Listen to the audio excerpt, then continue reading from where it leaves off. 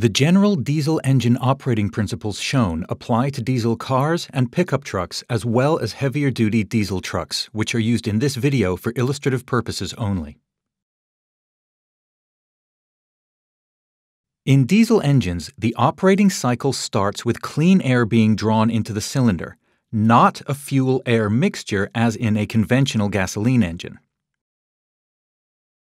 The motion of the piston compresses the air, heating it to a high temperature. When the piston nears the top of the cylinder, fuel is injected under high pressure through a number of precisely machined holes in the tip of the fuel injector.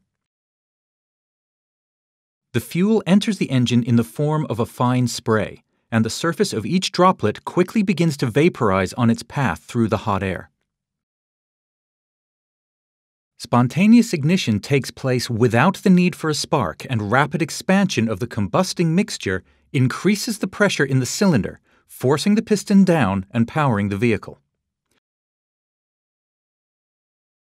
When the piston is close to its lowest position, the exhaust valve starts to open, and the exhaust stroke then drives the spent gases out of the combustion chamber, and the cycle starts again.